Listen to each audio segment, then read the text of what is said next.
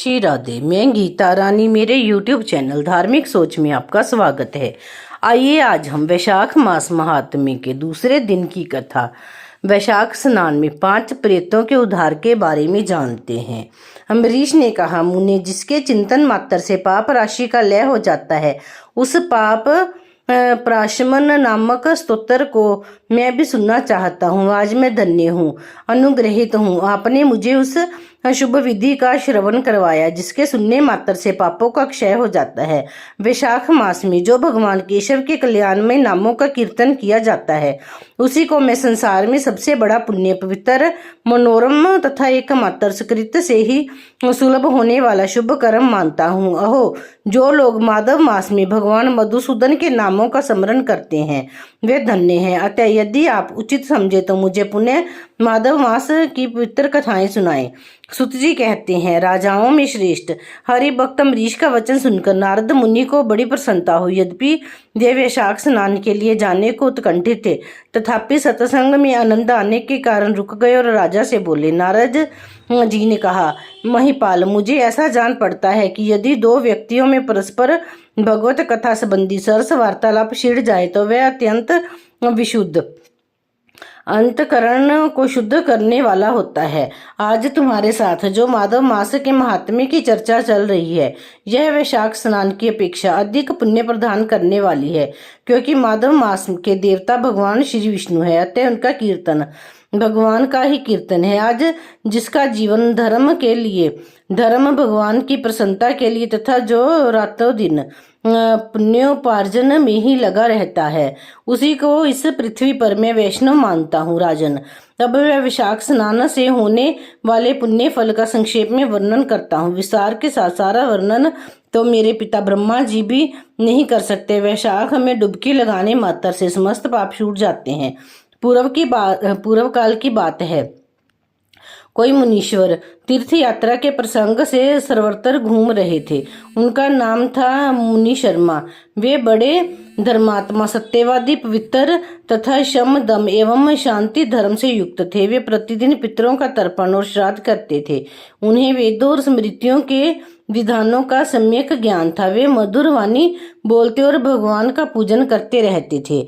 वैष्णवों के संसर्ग में ही उनका समय व्यतीत होता था। वे तीनों कालों के ज्ञाता, मुनि, दयालु, अत्यंत तेजस्वी, तत्वज्ञानी और ब्राह्मण भक्त थे। वैशाख का महीना था। मुनि शर्मा स्नान के लिए नर्मदा के किनारे जा रहे थे। उसी समय उन्होंने अपने सामने 5 पुरुषों को देखा जो भारी दुर्गति में फंसे हुए थे। वे अभी अभी एक दूसरे से मिले थे। उनके शरीर का रंग काला था। वे एक बरगद की छाया में बैठे थे और पापों के कारण उद्गिन होकर चारों ओर दृष्टिपात कर रहे थे। उन्हें देखकर द्विजवर मुनि शर्मा बड़े विस्मय में पड़े और सोचने लगे, इस भयानक वन में मनुष्य कहाँ से आए? इनकी चेष्टा बड़ी दयनीय है, किंतु इनका आकार बड़ा भयंकर दिखाई देता है। ये पाप भागी चोर तो नहीं है। विप्रवर मुनि शर्मा की बुद्धि बड़ी स्थिर थी। वे ज्यों ही इस प्रकार विचार करने लगे, उसी समय उपयुक्त 5 पुरुष उनके पास आए और हाथ जोड़कर मुनि शर्मा से बोले। उन पुरुषों ने कहा, विप्रवर, हमें आप कल्याण में पुरुषोत्तम जान पड़ते हैं। हम दुखी जीव हैं, अपना दुख विचार कर आपको बताना चाहते हैं। द्विजराज, आप कृपा करके हमारी कष्ट कथा सुने। दैवश जिनके पाप प्रकट हो गए हैं, उन दीन दुखी प्राणियों के आधार आप ऐसे संत महात्मा ही हैं। साधु पुरुष अपनी दृष्टि मात्र से पीड़ितों की पीड़ाएं हर लेते हैं। अब उनमें से एक ने सबका परिचय देना आरंभ किया। मैं पांचाल देश का क्षत्रिय हूँ। मेरा नाम नरवाहन है। मैंने मार्ग में मोहवशवान द्वारा एक ब्राह्मण की हत्या कर डाली। मुझसे ब्रह्म हत्या का पाप हो गया, इसीलिए शिखा, सूत्र और तिलक से रहित होकर इस पृथ्वी पर घूमता हूँ और सबसे कहता फिरता हूँ कि मैं ब्रह्म हत्यारा हूँ। मुझ महापापी ब्रह्मघाती को आप कृपा की भिक्षा दी। इस दशा में पड़े पड़े मुझे 1 वर्ष व्यतीत हो गया। मैं पाप से जल रहा हूँ। मेरा चित्त शोक से व्याकुल होता है तथा ये जो सामने दिखाई देते हैं, इनका नाम चंद्र शर्मा है। ये जाति के ब्राह्मण हैं। इन्होंने मोह से मलिन होकर गुरु का वध किया और ये मगध देश के निवासी हैं। इनके स्वजनों ने इनका परित्याग कर दिया है। ये भी घूमते घामते दैवात यहाँ आ पहुँचे। इनके बिना शिखा है न सूत्र, ब्राह्मण का कोई भी चिन्ह इनके शरीर में नहीं रह गया। इनके सिवा ये जो तीसरे व्यक्ति हैं, इनका नाम देव शर्मा है स्वामिन। ये भी बड़े कष्ट में है। ये भी जाति के ब्राह्मण हैं, किंतु मोहवश वैश्या के आसक्ति में फंसकर श्रापी हो गए थे। इन्होंने भी पूछने पर अपना सारा हालचाल सच सच कह सुनाया है। अपने प्रथम पापाचार को याद करके इनके हृदय में बड़ा संताप होता है। ये सदा मनस्ताप से पीड़ित रहते हैं। इनको इनकी स्त्री ने, बंधु बांधवों ने तथा गांव के सब लोगों ने वहां से निकाल दिया है। ये अपनी उसी पाप के साथ भ्रमण करते हुए यहाँ आए हैं। ये चौथे महाशय जाति के वैश्य हैं। इनका नाम विदुर है। ये गुरु पत्नी के साथ समागम करने वाले हैं। इनकी माता मिथिला में जाकर वैश्या हो गई थी। इन्होंने मोहवश 3 महीनों तक उसी का उपभोग किया है, परंतु जब असली बात का पता लगा तो बहुत दुखी होकर पृथ्वी पर विचरते हुए ये भी यहाँ आ पहुँचे हैं। हम में से ये जो 5वें दिखाई दे रहे हैं, ये भी वैश्य ही हैं। इनका नाम नंद है। ये पापियों का संसर्ग करने वाले महापापी हैं। इन्होंने प्रतिदिन धन के लालच में पड़कर बहुत चोरी की है। पातकों से आक्रांत हो जाने पर इन्हें स्वजनों ने त्याग दिया है। तब से स्वयं भी खिन्न होकर दैवात यहाँ आ पहुँचे हैं। इस प्रकार हम 5 महापापी एक स्थान पर जुट गए हैं। हम सबके सब दुखों से गिरे हुए हैं। अनेकों तीर्थों में घूम आए, मगर हमारा घोर पातक नहीं मिटता। आपके तेज से उद्दीपक देखकर हम लोगों का मन प्रसन्न हो गया है। आप जैसे साधु पुरुष के पुण्य में दर्शन से हमारे पातकों के अंत होने की सूचना मिल रही है। स्वामिन, कोई ऐसा उपाय बताइए जिससे हम लोगों के पापों का नाश हो जाए। प्रभु, आप वेदार्थ के ज्ञाता और परम दयालु जान पड़ते हैं। आपसे हमें अपने उद्धार की बड़ी आशा है। मुनि शर्मा ने कहा, तुम लोगों ने अज्ञानवश पाप किया, किंतु इसके लिए तुम्हारे हृदय में अनुताप है तथा तुम सबके सब सत्य बोल रहे हो। इस कारण तुम्हारे ऊपर अनुग्रह करना मेरा कर्तव्य है। मैं अपनी भुजा उठाकर कहता हूँ, मेरी सत्य बातें सुनो। पूर्व काल में जब मुनियों का समुदाय एकत्रित हुआ था, उस समय मैंने महर्षि अंगिरा के मुख से जो कुछ सुना था वही वेद शास्त्रों में भी दिखा। वह सबके लिए विश्वास करने योग्य है। मेरी आराधना से संतुष्ट हुए स्वयं भगवान विष्णु ने भी पहले ऐसी ही बात बताई थी। वह इस प्रकार है, भोजन से बढ़कर दूसरा कोई तृप्ति का साधन नहीं है। पिता से बढ़कर कोई गुरु नहीं है। ब्राह्मणों से उत्तम दूसरा कोई पात्र नहीं है तथा भगवान विष्णु से श्रेष्ठ कोई देवता नहीं है। गंगा की समानता करने वाला कोई तीर्थ, गोदान की तुलना करने वाला कोई दान, गायत्री के समान जप, एकादशी के तुल्य व्रत, भार्या के सदृश मित्र, दया के समान धर्म तथा स्वतंत्रता के समान सुख नहीं है। गृहस्थ से बढ़कर आश्रम और सत्य से बढ़कर सदाचार नहीं है। इसी प्रकार संतोष के समान सुख तथा वैशाख माह के समान महान पापों का अपहरण करने वाला दूसरा कोई मास नहीं है। वैशाख मास भगवान मधुसूदन को बहुत प्रिय है। गंगा आदि तीर्थों में तो वैशाख स्नान का सुयोग अत्यंत दुर्लभ है। इस समय गंगा, यमुना तथा नर्मदा की प्राप्ति कठिन होती है। जो शुद्ध हृदय वाला मनुष्य भगवान के भजन में तत्पर हो पूरे वैशाख भर प्रातःकाल गंगा स्नान करता है, वह सब पापों से मुक्त होकर परम गति को प्राप्त होता है। इसलिए पुण्य के सारभूत इस वैशाख मास में तुम सभी पातकी मेरे साथ नर्मदा तट पर चलो और उसमें गोते लगाओ। नर्मदा के जल का मुनि लोग भी सेवन करते हैं। वह समस्त पापों के भय का नाश करने वाले हैं। मुनि के ये कहने पर वे सब पापी उनके साथ अद्भुत पुण्य प्रदान करने वाली नर्मदा की प्रशंसा करते हुए उसके तट पर गए। किनारे पहुंचकर ब्राह्मण श्रेष्ठ मुनि शर्मा का चित्त प्रसन्न हो गया। उन्होंने वेदों तक विधि के अनुसार नर्मदा के जल में प्रातः स्नान किया।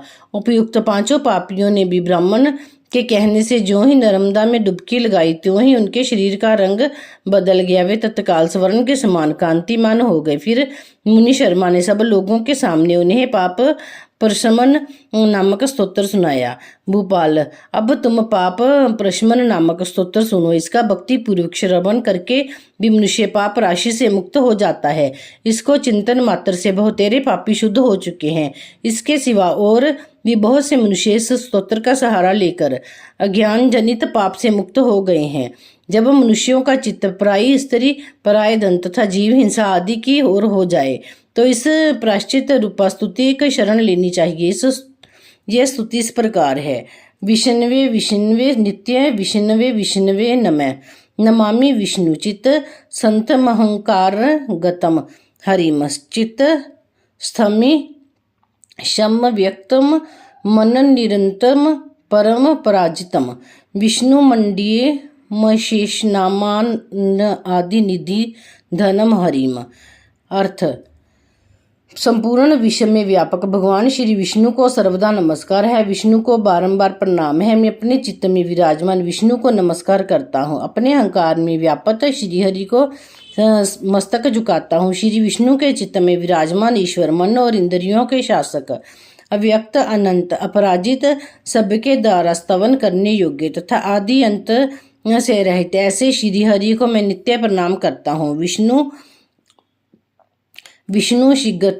गतो यन्मे विष्णु बुद्धि गत श्रवयत। यहो अहंकारो गतो विष्णु में संस्थिता करोति करत भूतेऽस्य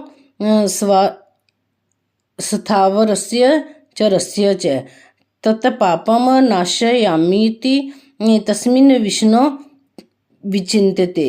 जो विष्णु मेरे चित्त में विराजमान है, जो विष्णु मेरी बुद्धि में स्थिर है, जो विष्णु मेरे अहंकार में व्याप्त है तथा जो विष्णु सदा मेरे स्वरूप में स्थित है, वे ही कर्ता होकर सब कुछ करते हैं। उन विष्णु भगवान का चिंतन करने पर चराचर प्राणियों का सारा पाप नष्ट हो जाता है। ध्यातो हरित यह पापम स्वप्ने दृष्टि चर पापी नाम है। तमु पंद्रेमहन विष्णुम नमामि प्राण प्रीति प्रियम। जो ध्यान करने और स्वप्न में दिख जाने पर भी पापियों के पाप हर लेते हैं तथा चरणों में पड़े हुए शरणागत भक्त जिन्हें अत्यंत प्रिय हैं, उन वामन रूपधारी भगवान श्री विष्णु को नमस्कार करता हूँ। जगत स्मृति नारंभे हज्य मक्षरम्यव्ययम हस्तवालंबम लंबनम स्तोत्रम विष्णुम वंदे सनातनम। जो अजन्मा, अक्षर और अविनाशी है तथा इस अवलंब शून्य संसार में हाथ का सहारा देने वाले हैं, स्तोत्र द्वारा जिनकी स्तुति की जाती है, उन सनातन श्री विष्णु को मैं सदा प्रणाम करता हूँ। सर्वेश्वरेश्वर विभो परमात्मा तन दोजक्षज हृषिकेश नमोस्तुते। हे सर्वेश्वर, हे ईश्वर, हे व्यापक परमात्मन, हे अद्वैजज्ञ, हे इंद्रियों का शासन करने वाले अंतर्यामी हृषिकेश, आपको बारंबार नमस्कार है। नरसिंहानंत गोविंद भूत भावन केशव द्रुतकम दुष्टकृतम ध्यातम श्याम यशु जनार्दन। हे नरसिंह, हे अनंत, हे गोविंद, हे भूत भावन, हे केशव, हे जनार्दन, मेरे दुर्वचन, दुष्कर्म और दुश्चिंतन को शीघ्र नष्ट कीजिए। यन्मया चिंतनम दृष्टम स्वचित वशवत्रिना अकर्ण्य महाबाहो तच्छम नये केशव। महाबाहो, मेरी प्रार्थना सुनिए। अपने चित्त के वश में होकर मैंने जो कुछ बुरा चिंतन किया हो उसको शांत कर दीजिए। ब्राह्मणे देव गोविंद परम परायण जगन्नाथ जगत द्वातय पाप क्षम्य म्यच्युक्त। ब्राह्मणों का हित साधन करने वाले देवता गोविंद, परमार्थ में तत्पर रहने वाले जगन्नाथ, जगत को धारण करने वाले अच्युत, मेरे पापों का नाश कीजिए। याच्या पराहने सहायाने मध्याह्ने च तथा निशि कायेन मनसा वाचा कृत पाप जानता च हृषिकेश पुंडरीकाक्ष माधव। नामत्रोच्चारण तय सर्व यातु मम क्षयम। मैंने पूर्वाह्न, स्याह्न, मध्याह्न तथा रात्रि के समय शरीर, मन और वाणी के द्वारा जानकर या अनजान में जो कुछ पाप किया हो वह सब हृषिकेश, पुंडरीकाक्ष और माधव, इन तीनों नाम के उच्चारण से नष्ट हो जाए। शरीरों में हृषिकेश, पुंडरीकाक्ष, मानसम पाप प्रशम मायुक्त वाक्य कृतम मम माधव। हृषिकेश, आपके नामोच्चारण से मेरा शारीरिक पाप नष्ट हो जाए। पुंडरीकाक्ष, आपके स्मरण से मेरा मानस पाप शांत हो जाए। तथा माधव, आपके नाम कीर्तन से मेरे वाचिक पाप का नाश हो जाए। यद भुजान पिंबस्तिष्ठन् स्वप्न जाग्रद यथा स्थित आकर्ष पापमर्थर कायेन मनसा गिरा महदल च यत् पापम द्रिण्यो निरकावहम तत्सर्व विलय यातु वासुदेवस्य कीर्तनात्। मैंने खाते पीते, खड़े होते, सोते, जागते तथा ठहरते समय मन, वाणी और शरीर से स्वार्थ या धन के लिए जो कुतिष्ठित योनियों और नरकों की प्राप्ति कराने वाले महान या थोड़ा पाप किया, वह सब भगवान वासुदेव के नामोच्चारण करने से नष्ट हो जाए। परब्रह्म परम धाम पवित्रम परम च यत् असीमन संकीर्तनिते विष्णु यत् पापम तत् प्रणश्युत, जिसे परब्रह्म परम धाम और परम पाप पवित्र कहते हैं, वे तत् भगवान विष्णु ही हैं। इस श्री विष्णु भगवान का कीर्तन करने से जो भी मेरे पाप हों वो नष्ट हो जाएं। यत्ते प्राप्ते ना निर्वन्ते गंध स्पर्श विजरति मम सूर्य सत पदम विष्णु सत सवरम में भवतलवम, जो गंध और स्पर्श से रहित हैं, ज्ञानी पुरुष जिनके पाकर पुनः संसार में नहीं लौटते, यह श्री विष्णु का ही परम पद है, वह सब मुझे पूर्ण रूप से प्राप्त हो जाएं। पाप प्रश्नमनम स्तोत्रम य पठेश शिद्रुन्यु यानंतरम शरीर मानस वर्चा कृत पापे प्रचुक्ते मुक्त पापग्रह दिव्यो याति विष्णु परम पदम तस्मात् सर्व पर्यंत नेन स्तोत्र सर्व घनश्यामम प्राश्चित मघोनानाम पठितव्य नरोत्तम। यह पाप प्रशमन नामक स्तोत्र है जो मनुष्य से पढ़ता है और सुनता है, वह शरीर, मन और वाणी द्वारा किए हुए पापों से मुक्त हो जाता है। इतना ही नहीं, वह पाप ग्रह आदि के भय से भी मुक्त होकर विष्णु के परम पद को प्राप्त होता है।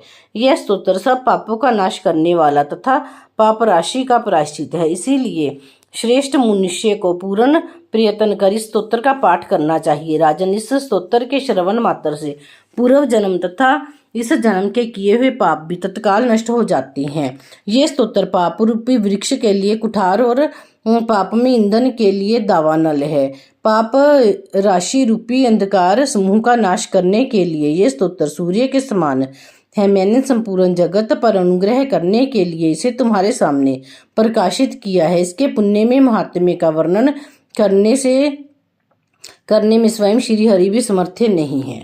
बोलो श्री विष्णु भगवान की जय। वैशाख मास की जय।